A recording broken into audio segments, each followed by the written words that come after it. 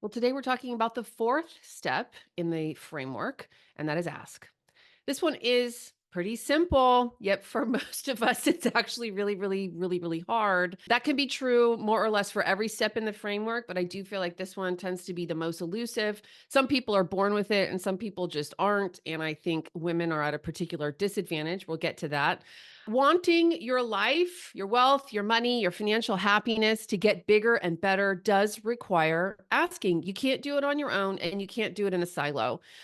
From the first step of this framework, decide, it's probably become quite obvious to you that you have to take an active role in building the kind of wealth that lasts. So, what does it mean to ask for wealth? Okay, it's really secret, more of ask for what you want and ask for what you need that's going to get you to wealth. But let's talk about all of that. Asking for wealth. If you are embodying the ask step to this framework, it means you expect, that's your expectation to reach financial freedom. You are asking that of life. And it also means that you commit to requesting the participation or agreement of other people. Simply said, there's power in numbers. Other people currently possess literally the dollars and cents that you want and need to create your financial freedom. Them giving it to you is not them giving up their own financial freedom, but we're also going to talk about that. You can accomplish more with the right people on your side than you can alone. You can do way more in the world when you're not by yourself. When I say it's time to start asking, I'm talking about the kind of asking that comes with the expectation of delivery. I have this image of my mind, and I may be dating myself because I don't see this game around anymore. This game that was Hungry Hungry Hippos. Okay, you remember? And the little hippos would chomp at the marbles. Your goal was to get the most marbles in your little pocket. It's like Hungry Hungry Hippos, except in the game Hungry Hungry Hippos, if you took a marble, you were taking marbles away from other people. Money isn't that way. That's the thing is money just represents value. So you're running around asking to collect value in your store of bank accounts, investment accounts like that denominated in dollars, leaving the world a better place because you're trading value for value. So the point isn't to ask a random person on the street to give you $10,000. That would be a little crazy. You could do that. You probably hear no almost all the time and you might get 911 called on you. I don't know. I would assume that might happen if you ask for that 100 times because you don't really expect a yes if you just ask someone to give you $10,000. I'm talking about the kind of asks that put skin in the game, like asking for a client or asking for a raise at work. I'm talking about asking someone to carpool with you so that you can save money on gas or decrease the amount of wear and tear on your car. I'm talking about asking VCs to invest in your startup company. You need to actively pull in or call for increasing money resources and wealth over time. And the first step to this is really identifying what you want that you don't have, right? It is okay to have an active and running list of the things you want and need that will make it easier and obvious for you to accomplish your goals. The first time I really experienced the power of asking in my life was when I got really clear that I could not continue to pretend to the people in my life that I was doing all right financially. I wanted to show up and pay for stuff. I wanted to be fine. I wanted to be set. I wanted to be abundant. So I was pretending that I was, while in actuality was happening when I was disappearing all the money I earned and saved, and it was terrible. It was a terrible lie.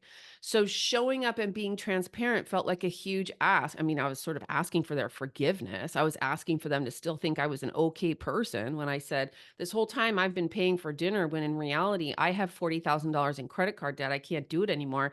I'd love to go out to dinner with you, but if we go out to dinner, you're paying. Love you. And I really said that stuff. I didn't say it that way each time, but sometimes I did. So I got financially transparent. That felt like an ask to me. Then when I started to build my business, I really had to fine tune and bulk, to use a weightlifting metaphor. I had to bulk up that ask muscle. I was asking clients to come with me to my new firm, asking new clients to hire me constantly. Business owners don't ask for a job once, they ask for a job every single day. I was also asking people to come work for me to help build the firm. I've published almost 250 episodes of this podcast, or around 250 episodes. That means I've asked hundreds, maybe more than 1,000 people to be on my show with me or to let me be on their show so that I could convince their audience that they should come listen to my show. I mean, everyone who has participated with me in building this business has responded in the affirmative to some request or offer I have made them. I hear no all the time. And you know what? I rarely even remember that it's happened. So, this step that I call ask is really about taking on the view, the desire, the commitment that makes asking for things come naturally to you. That may seem out of reach to you. I totally get it. However, I invite you to consider the first time you sat on the seat of a bicycle without training wheels on it and put your feet on the pedals. The idea of balance also seemed out of reach to you. So many people limit their abundance and their potential because they never ask for more. They never ask for what they want, let alone the things they actually need. We suffer in silence because we don't want to pressure other people or be a burden or put people out, which is really just not trusting people to say no. And then part of the insidiousness of it is that we honor, regard, and put people on a pedestal for suffering in silence, right? Like suffering in silence is a badge of honor to some people. No, we're putting that badge away. We're taking that badge off of our sashes, putting it on the desk, and wishing it well. Now, I get it. I do get it. Asking can be hard. Asking is harder for women. And I've always said this, asking is harder for women because we're taught not to make waves. We're taught not to make noise. We're taught not to be loud. We're taught to be happy with what we have, to make the best of things. I cannot tell you the number of times I've gotten eyebrow raised from people who use the word either assertive or aggressive. I haven't heard aggressive in a few years, to refer to how I interact with people or in groups of people, right? And they don't mean it as a compliment. We're taught not to want a big, incredible life. And I've said this before, but women even sometimes foist patriarchal values on each other, which is really sad. I mean, it's actually really devastating. Look, be honest. If you've recoiled from or judged a woman for being bold and assertive and asking for what she wants, I am talking to you. And the point is not to feel bad about it. Feeling guilty doesn't help anything, but just recognize it for what it is so we can really just knock it off. I'm guilty of it myself in the past. To some extent, most of us actually believe that women should be content little hard workers, whether we work in the office or at home. And the most complimentary, virtuous description of a woman is that she would give you the shirt off of her back. It's really it's really a terrible metaphor. It's really awful. Really, like, I've seen this happen. Ask 100 women what they would do if they won the lottery. 99 of them will tell you all the fancy ways they would give it away. Like, they have specific charities and specific people to whom they would give away their lottery winnings. It's insidious. I say keep it for yourself and ask for more. I give money away every month and every year. Over the last 20 years, I've given away tens of thousands of dollars. When I was broke, I had a $20 a month budget, or maybe it was 25 or 50, right? But I increased it over time. At this point, I give away tens of thousands of dollars every year. I give to individuals and charities and friends and their kids, and I'm able to give because I'm keeping what I need and want for myself, for my family, for my marriage, and for my child, right? My cup is full. Get to that point and then give from a place of being full. It's a very different experience. Not only that, but if you're really honest with yourself, when your cup isn't full, even if you're not talking about it out loud, you're irritated, you're underslept, you're under resourced. Think about the energy that you're able to bring to people. And you'll probably, if you're really honest and really take a look in the mirror, the energy that you're bringing is a little bit stingy and a little bit of resentment. And that's the thing you're bringing to the people around you when you're under resourced. Think about a time when you bought a friend a gift you couldn't really afford or gave a loan you couldn't afford to lose. And over time, the pain of having given that thing that you couldn't afford to give, it really just grows and resentment grows around it like a black little pearl, right? We all know that this happens. And that is the other side of not having your cup be full. So, today, this episode, this podcast, this conversation is your invitation, almost your compulsion to either get to or commit to getting to a place where your cup is full. Now, I've talked about before on this podcast several times a particular challenge that I invite and recommend the people that I coach to take on in their life. There's two ways you can think of it. One is the gift of 100 no's, also called the game of yes. How are we going to transform your relationship to hearing no or perceiving that rejection? By the way, when someone says no to a request that you make, they're not actually rejecting you. That's part of the lesson. But I invite you to take on asking for things so many times, and I literally mean track the asks that you make, the number of requests, invitations that you make, with the intention of hearing no 100 times. Couple things this accomplishes, they're really miraculous if you think about it. First of all, when you make no the goal, of course, that's the beginning of re-engineering what no means to you, what no feels like to you. Now, I know that pushing back from a meal after my third piece of pizza doesn't always feel good, but I can consciously take on a game of pushing back from the table 100 times and celebrating my own discipline, my own win, my own self-pride, right? And that begins to change how I relate to that thing that I don't get that I want, which is that third piece of pizza or whatever it is for you that's discipline. In the same way, we have to, like I said, re engineer how no makes you feel, what no means to you, what happens inside your body that you would reject asking for something just because you don't want to feel that way.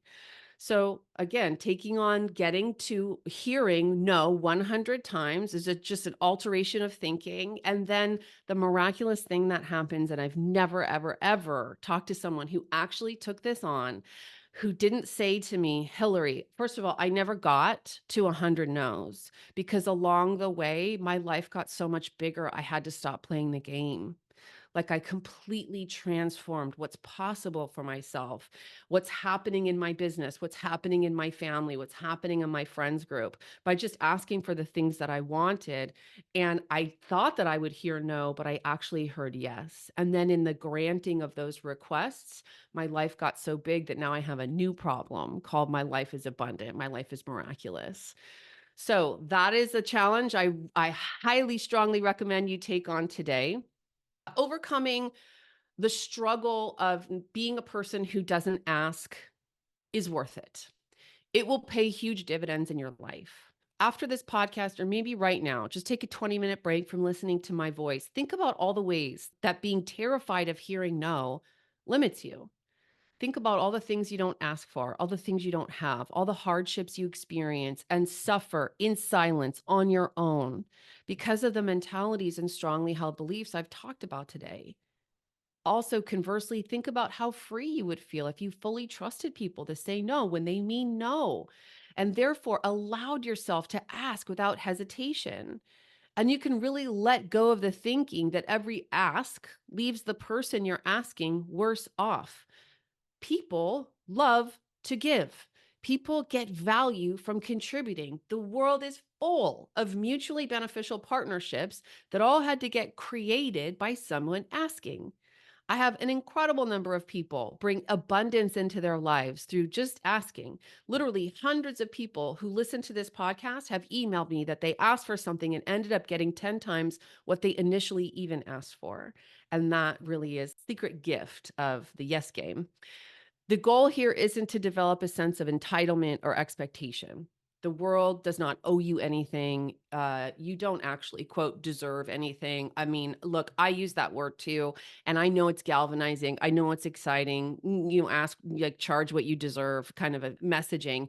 However, there is no measure of your value inside you, right? If I opened you up, I wouldn't find a price in there. There isn't something that you deserve from the world, and the world doesn't owe you anything. You're an eager, optimistic, inspiring participant in the world, and people want to be around that, okay? You want to recognize and utilize the fact that there are things in life that require the partnership or support of other people to accomplish. I couldn't do really anything without the participation of either who's managing childcare for me on a daily basis or my husband, right? If I didn't have childcare, appointments would get canceled. I would not be recording this podcast. It just wouldn't happen. I need partnership at that very basic level to accomplish the things that I do in the world. Immeasurable, really beautiful amounts of value get created on the planet through people trading something they have for something someone else has that each person values more than what they had originally. It's really lovely. And the only way that that gets initiated is through asking. I mean, if you think about it, the price tag on a piece of clothing at a retail store, at a boutique, right? That's an ask. That's what they're asking. You could think of it as a demand if it's not negotiable, but it's an ask. You could say yes or no. And that's how you end up with a wardrobe full of clothes that you love, is you say yes to those asks. So you go ask for something today. Remember, asking is conceptual. It's about wanting your life to get bigger and better, to expand and improve.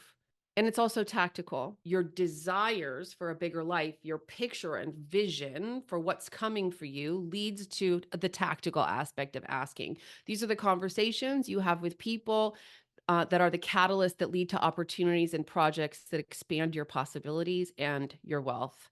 Really, your Facebook and Instagram feed, those are all asks. They're asking for your attention, they're asking for your click, they're asking for your phone number, they're asking for your purchase. The world is full of asks. Join the party. Okay, so action steps. If you're inspired by this conversation and recognize that it's time to step out of suffering in silence, uh, I really, really invite you to take on the game of yes. The game of yes, formerly known as the gift of 100 no's. Take on asking for things so many times that you hear no 100 times. Track them in detail. Date. Who did you ask? How did you ask? What did you ask for? What did they say? It'll change your life. Here are some types of things you can ask for to accomplish this step on your path to wealth. You can ask for a raise at work. You can invite a prospective client to say yes to your contract. You can increase your prices if you're a business owner. You can negotiate for anything so that the offer is better for you. You can ask for and build business partnerships. You can ask VCs to invest in your company. You can ask 10 moms to join you in a wine or book club. You can ask for training to increase your technical skill set with the intention of raising your market value. You can ask for a schedule that allows you to get your work done and be home when the kids get off the bus. These things might seem big, so here are some smaller examples where a yes or a no both won't alter your life dramatically, but also the no won't feel like a big deal. You can create a nanny share to decrease each household's childcare costs. I did that when my daughter was born, and I had to ask my nanny to participate and ask the other kids' parents for that situation to work out. You can ask someone to mentor you. I've done that. You can ask your husband where the investment accounts are. Ask your friend to make something you can sell at the charity auction. Ask someone to carpool with you. Negotiate the price of your new car rather than assigning that task to your husband. You may think he's better at it than you. That may be true right now. However, you can't build your skill set if you continue to delegate. You can ask your insurance company for better rates. You can ask your credit card company for a better APR. By the way, I think I've done podcast episodes on almost everything that I just mentioned. So you could scroll past published episodes and check those out. And surprising things will happen. I once told a client that if she wanted to reach her financial goal, this really happened. I'm not making this up. I told her if she wanted to reach her financial goals, all she had to do was double her income. Now, did I think she was going to do that when I said that? I'll be honest, I didn't. We both kind of chuckled. She said, I want to get to X amount by X time. I said, great, no problem. Double your income. I mean, we chuckled. A month later, she called me and she said, I quit my old job. Let's say she was making 120 a year. She's making $120,000. She said, I quit that job. And then I went and I applied for new jobs. And I said, my starting rate is $240,000 a year. And she got it. She really did. It blew me away and it made me very happy for her. But I want you to know that a lot of times we limit our asks by what we think is possible. Go ask for stuff you think is impossible. You want to talk about changing your life. I actually know someone who got medical school fully paid for because she asked for a tuition discount. She went in, said, can I pay less? Is there a way I can get a scholarship or a discount? They took a look at her transcripts or like some other thing about some test score she had. And they said, you know what? We're going to reimburse your tuition fully. Zero cost. It happens. The women who now work for me as my co-VPs of marketing, that whole thing got started in a very interesting way. They asked for a contract gig to a group that we're all a part of, a group of women, group of moms. They wanted to repurpose content for me, which I happened to need at that time, so they could pay for Taylor Swift concert tickets. I was so charmed by their ask. I actually fell in love with them for the way that they asked. And then our professional relationship continued to grow and develop and evolve. And now they're like 60 or 70 or maybe more percent of their working hours are consumed by a contract with me. And I have strategic and tactical full-time marketers for the first time in my professional history. It has been a real miracle just because these two women got together and said, I don't obviously see the money for T Swift concert tickets in my bank account. Let's go make a valuable offer to the marketplace with the intention of paying for what we want. I felt like it was very synergistic and it's turned into a really great relationship. Truly, the more you ask for, the better practiced and natural you'll be in how you do it. I promise you, you can get to a place where it doesn't even phase you. Asks just come out of my mouth. Now, I'm not saying I make the biggest asks in the world. I'm not holding myself out to be the pinnacle of all askers, right? But I don't experience resistance or I don't experience emotional hardship about the possibility of hearing no. And if and when I hear no, I don't suffer about that. That is definitely true. So only you can answer. What do you want? Remember, asking is your empowered voice, knowing what you want and going out and getting it. It involves you and others in a dialogue, a decision, a process, and in most cases, a goal. I encourage you to do it inside your own integrity. Don't stretch yourself beyond what is moral and virtuous to you, your moral code internally, right? So do it with integrity and know that asking is essential to reaching wealth. So what can you ask for that would help you generate more wealth, more income, more investments, more free time, more happiness, more financial comfort, and build the life of your dreams? It's your life, it's your money and your plan, and it's your future that's on the line. And I promise you, no one else cares more about your money than you do. I want to know what you're going to ask for next. So, assuming you're not in traffic or doing something dangerous right now, take a second and open up your email app. Write me an email, hello@hendershotwealth.com. Hendershot has two T's and no C. So it's HENDERSHOTT wealth.com. Hello@hendershotwealth.com. We'll be cheering you on and we'll meet you at our next step, earn when you're ready.